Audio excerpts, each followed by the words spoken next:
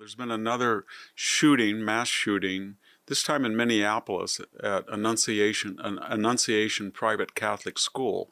Fatal shooting, the mass shooting at Annunciation Catholic School south of Minneapolis last week. And you can see a live picture right now there at the Twin Cities here on this Monday.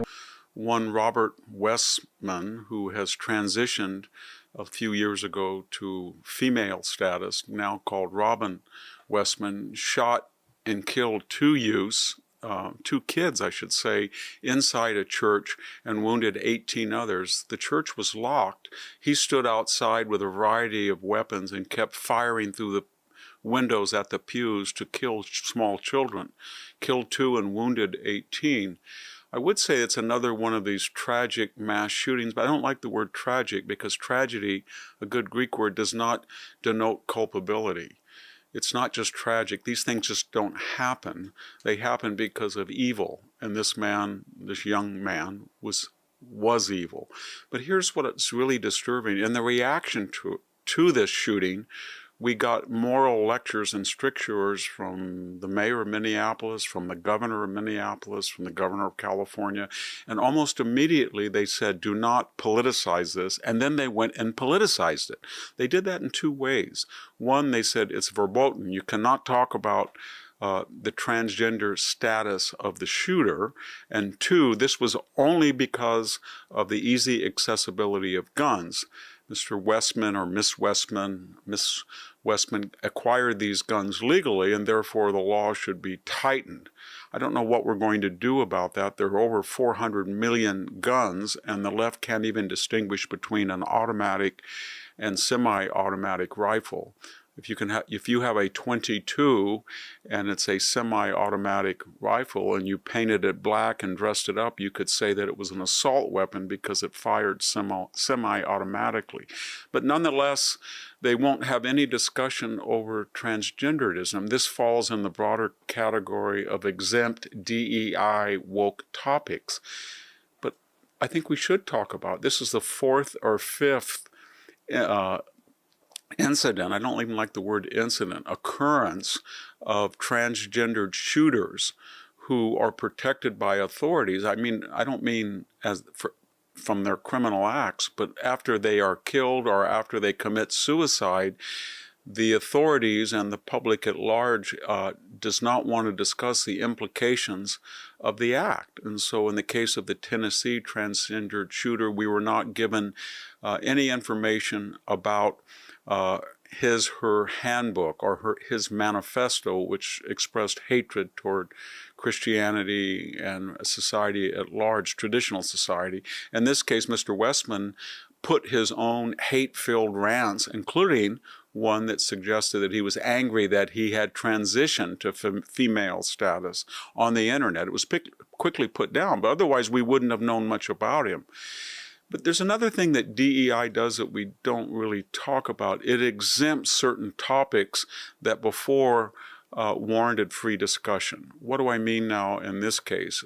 For example, Jake Tapper was more worried about getting the proper pronouns than he was condemning the shooter. And that was true of a lot of people. Some people just said, well, this is a white male MAGA shooter. Obviously, that was Rosie O'Donnell. She was mimicking the CNN anchor woman who said in the New York Manhattan shooting at the NFL headquarters, her first response was it was a white male. It was not, of course. So people on the left are quite prone to jump to conclusions and stereotypes, but not when it comes to honest discussion about transgenderism. And here's my point again. Prior to the transgendered movement, we were told by scientists, psychologists, medical experts that gender dysphoria was a very rare syndrome. It was classified as a mental disorder, and it was about 1 or 2 per 100,000, not 30% of some of the campuses in which students feel that they might want to transition. It's more or less, I don't want to say a cult, but it's a fad. There's another disturbing point about it other than its exaggerated numbers and frequency, and that is the drugs used to transition one from one gender or sex to another. Usually they are respectively massive doses of testosterone or estrogen.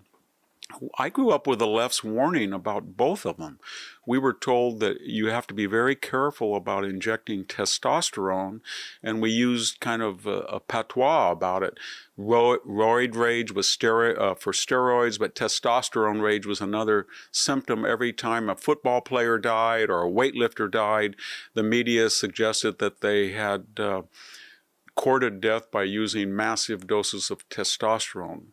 In the 1950s and early 60s, women who went into menopause were regularly and without caution prescribed large doses of estrogen. We were told, be careful about big pharma, be careful about big med. All of those worries and prohibitions and cautions were thrown out the window, as were SSRI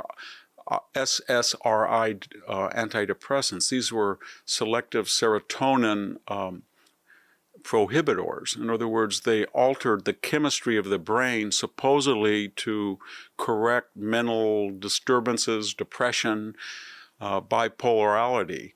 But they're very dangerous drugs. But when it came to the exempt topic of transgenderism, suddenly the society was supposed to accept that this was not a mental disorder. It was not a rare occurrence. It was a national crisis where large percentages of the population were transgendering. It was completely fine to enhance that transformation through the use of prior very serious and often dangerous drugs, and any criticism of the general public of this new civil rights issue branded one as a transphobe or otherwise a bigot. And even in some extremes, as we see in Minnesota, they pass laws suggesting that you cannot prohibit a youth, depending on the age, from transitioning. They have a freedom to do that. And if in a free society, when you have an inordinate amount of shooters and an inordinate amount of death, and there seems to be a pattern of overrepresentation, whether it is white males or black males or Asian women, if any of these groups is overrepresented, the left usually says we have to investigate. By that I mean, if the victims were, this was a school or a medical center for trans children or teenagers, and a white MAGA male with a red hat had come in and shot up that center and killed some, God forbid, I think you would see the left would be quick to stereotype and say that we have a pathology of white males shooting up trans children.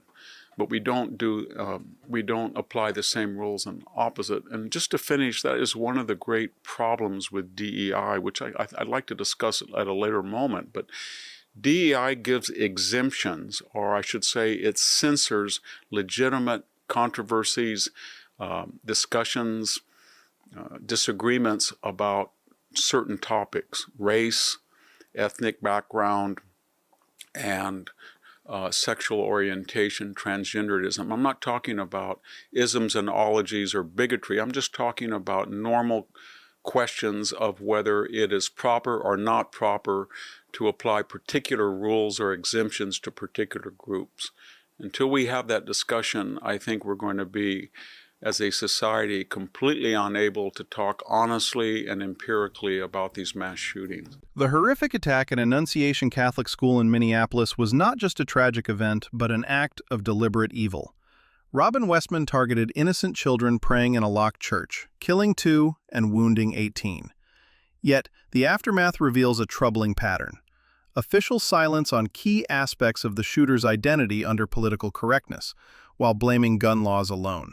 This refusal to honestly discuss the shooter's transgender status and related psychological factors prevents us from understanding root causes. Gender dysphoria, once rare and treated cautiously, is now widespread with controversial medical interventions normalized, often without critical debate.